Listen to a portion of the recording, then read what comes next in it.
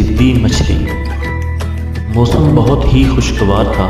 जंगल में परिंदों और जानवरों की प्यारी प्यारी आवाज़ें गूंज रही थीं। पास ही एक बड़ा तालाब था जिसमें बहुत सी रंग बिरंगी मछलियाँ रहती थीं।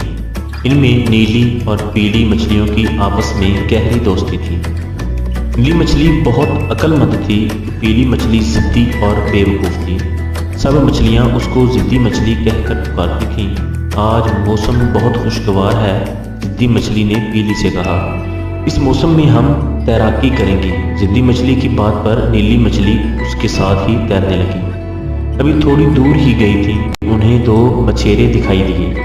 उन्हें देखते ही मछेरों ने वहां जाल डाल दिया। ये देखकर दोनों मछलियां वापस अपनी साथी मछलियों की तरफ बढ़ गईं और उन्हें मछेरों के खतरे से आगाह किया। बाकी मछलियां तो मछेरों के जाल से दूर चली गईं, मगर जिद्दी मछली की अकल में ये बात ना समाई। दूसरी जानब नीली मछली अपनी दोस्त जिद्दी मछली को अकेला नहीं छोड़ना चाहती थी, इसलिए उसने जिद्दी मछली को समझाया। देखो मेरी प्यारी दोस्त, इस वक्त यहाँ खतरा है, हमें यहाँ से फौरन भाग जाना चाहिए।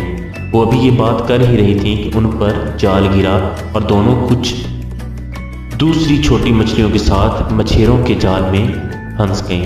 जब मछेरों ने जाल की सब मछलियां एक टोकरी में डाली तो नीली मछली को बेदम देखकर बोला, ये तो मरी हुई है, ये मेरे किस काम की नहीं।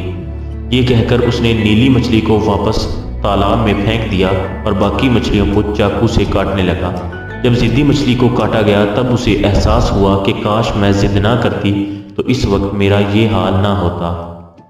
इस तरह जिद्दी मछली को सज़ा मिल गई और नीली मछली की बर वक्त तरकीब से उसकी जान बच गई।